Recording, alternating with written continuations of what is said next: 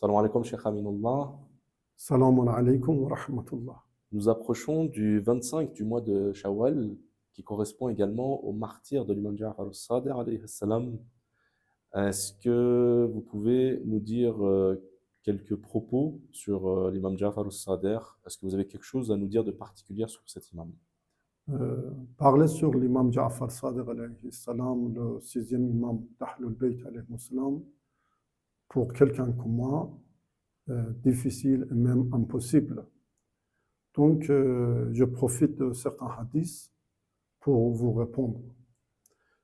Par exemple, dans un hadith de la part de son fils, l'imam Kazim alayhi salam, le septième imam d'Ahlul Bayt, il dit كان يعرف موضع سجود أبي عبد الله بطيب ريحه.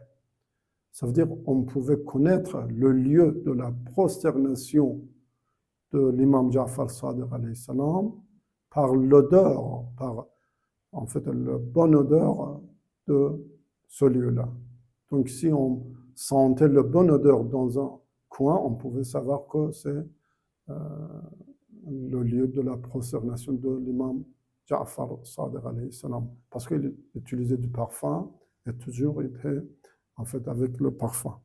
Ou par exemple, dans une parole de Malik ibn Anas. Malik ibn Anas, c'est l'imam en fait, des Malikites.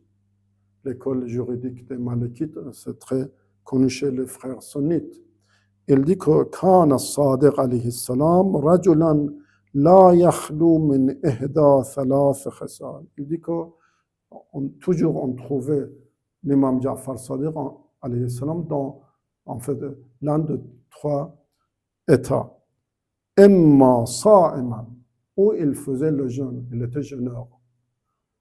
Wa imma qa'iman, où il était debout, il faisait la prière.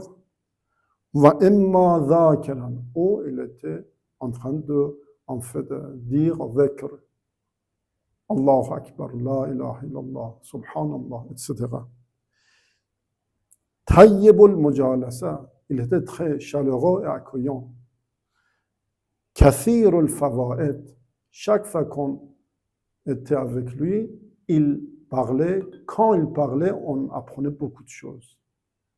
Donc c'est pourquoi que, en fait, la visite des savants est un culte d'adoration en islam.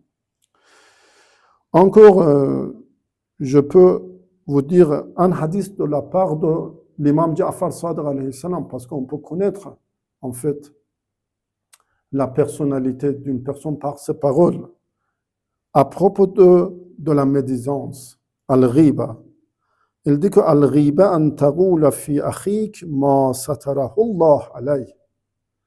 Ça veut dire, qu'est-ce que, en fait, al-ghiba, qu'est-ce que la médisance? Ça veut dire à propos de ton frère, ton ami, ce que Dieu a caché. C'est-à-dire Dieu ne veut pas qu'il soit divulgué pour les autres. Et encore un autre hadith de la part de l'imam Ja'far Sadiq alayhi salam, disant La yatimmu al-ma'ruf illa bi thalath. Si tu vas accomplir en fait des bontés ou voulez faire une bonne œuvre pour quelqu'un, l'accomplissement de ce bonne œuvre, de cette bonne œuvre sera par trois choses. Ta'ajilihi wa tasghirihi wa tasatturihi. Ça veut dire que vous devez vous précipiter pour faire ça. Il faut faire plus vite possible. Deuxièmement, tasghire, minimiser votre acte. Il ne faut pas prendre beaucoup votre en fait, bonté envers vos amis. Wa tasatture.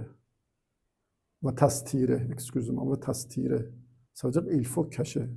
Il ne faut pas divulguer, en parler devant les gens que oui, j'ai fait telle chose pour mon ami. Wassalamu alaikum wa rahmatullah.